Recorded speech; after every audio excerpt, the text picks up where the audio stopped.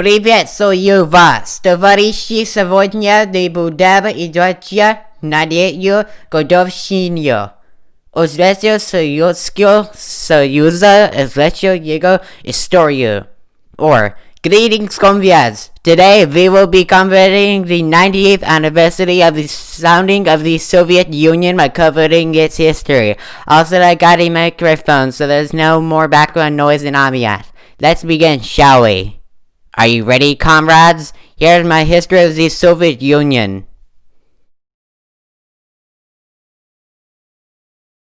First things first, why was the Soviet Union even founded in the first place? The answer is, most common Russians who were not in the government or the monarchy had a common hatred of the Russian monarchy, aka the Romanovs. The Romanovs, aka the Romanov family, ruled the Russian Empire, which was founded in the 1720s.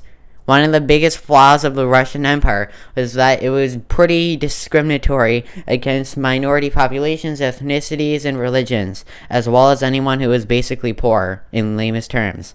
And so, a few members of the Russian Congress on the furthest left side left, and backed by a small number of people in the public of the Russian Empire, they needed something new. A new ideology that would satisfy their wants and beliefs.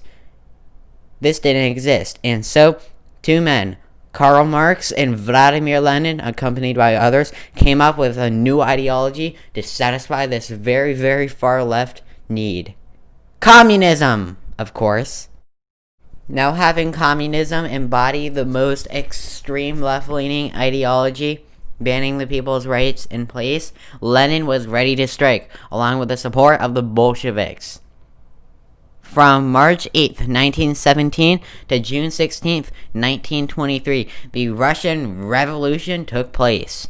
Its goal was to kill the Romanovs and establish a single, secular, atheist, communist government, which would be the result.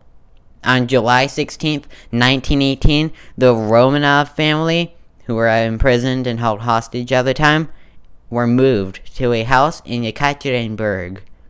And so, they were moved inside, rounded up, blindfolded, pushed against the wall, and were lit up with 70 bullets.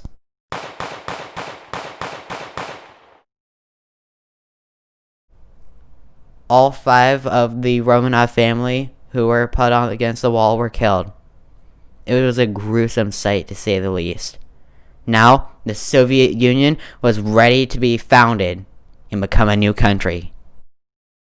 And so, after the Soviets won the unbearably brutal Russian Civil War against the non-communists, they would go on to do something they wanted. Next up, on this day, December 30th, 98 years ago exactly, in 1922, the Soviet Union was established as a new country. On December 30th, 1922, also on this day 98 years ago, and also on the same day as the previous event, Vladimir Lenin became the first dictator or chairman of the Communist Party of the Soviet Union. However, Vladimir Lenin's declining health only allowed him to rule the country for 2 years. He died after some weird undiagnosed blood issue, I don't know what it's called, in January of 1924. And in true communist fashion, he was embalmed and has been on display ever since. And his corpse is now a tourist attraction in Moscow. Isn't that fun?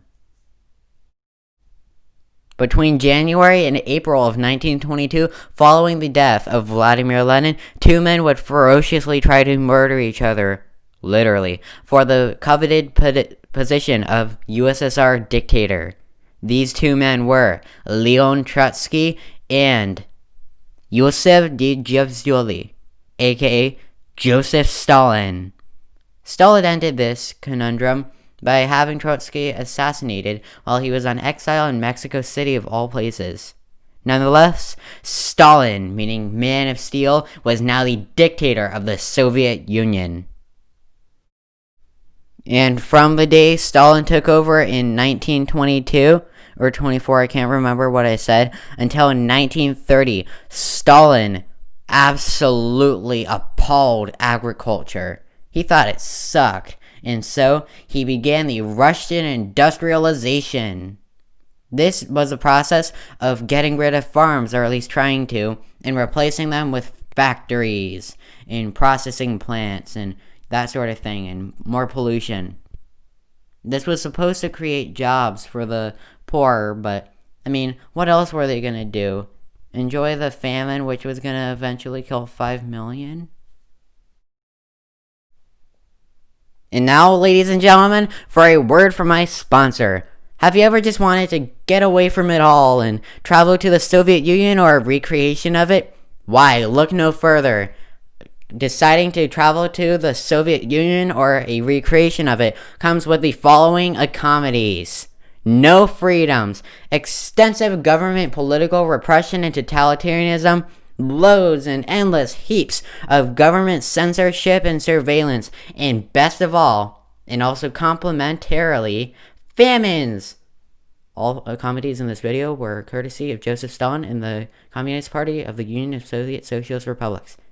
Once again, thank you to the Soviet Travel Agency for sponsoring this video. If you would like to travel to the Union of Soviet Socialist Republics, aka the Soviet Union, you can't. Because this is a bit. Oh, if only I could get a sponsor. I'm not worth the money. Why would I get sponsored? Why? If all of these horrors and atrocities were not bad enough, I present the Great Purge. From 1935 to 1938, Stalin had anyone deemed against the government, even if it was a thought in your head and someone blurted it out for you, the government would have you killed. By the end of this terrifying campaign, earning itself the nickname the Great Terror, 1.2 million people, regardless of their position, had been killed. And now, for the cherry on top of this cake made of endless suffering, misery, death, and horrors. The Russians call this event Velitaya Vojna. You may know it as...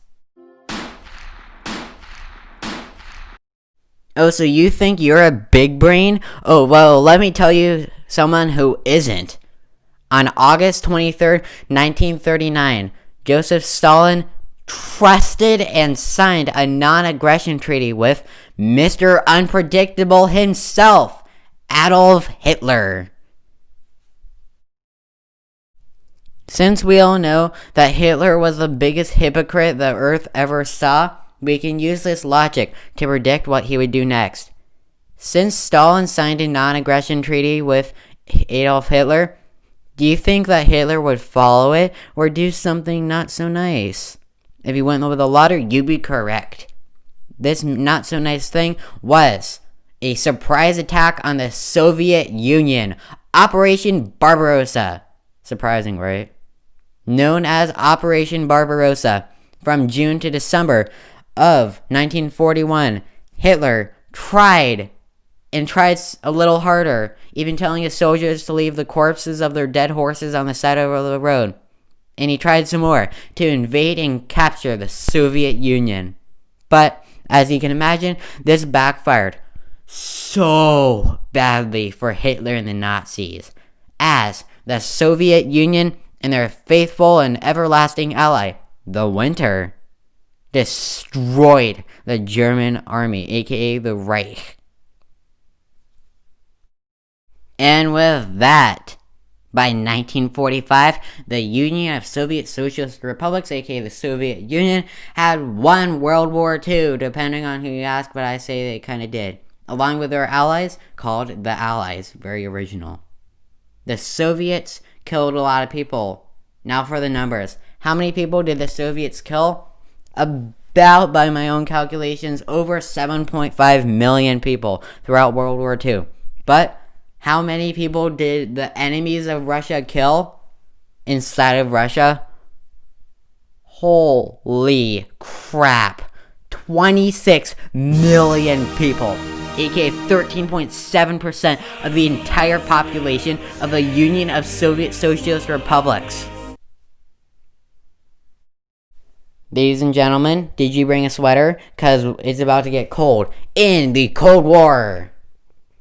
From 1945 until 1991, hatred between the USSR and the USA culminated in the Cold War. Highlights include the closest humanity has ever gone to extinction in the Cuban Missile Crisis. In October of 1961, one Soviet soldier prevented the Soviets from bombing the United States on a submarine and some other stuff. Also, was the construction of the Berlin Wall in 1961. Moving on.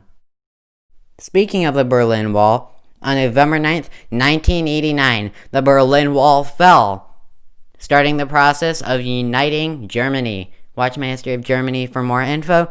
And it also began nailing the USSR's coffin shut. Did I hear someone mention the impending doom of a very large dictatorship? No? Well, that's what I'm covering anyways. After Boris Yeltsin signed deals with Kazakhstan and a few other countries, even though Kazakhstan didn't really leave immediately, the Soviet Union finally fell. On December 25th, 1991, Christmas, the Soviet Union finally collapsed, giving spawn to 15 new countries. And with that was my history of the Soviet Union. Thank you all so much for watching this part of the video, as we have arrived at the second part of this video. You know it. You've probably been waiting for a long time. At least some of my viewers have. It is time. Please stand for the state anthem of the Soviet Union.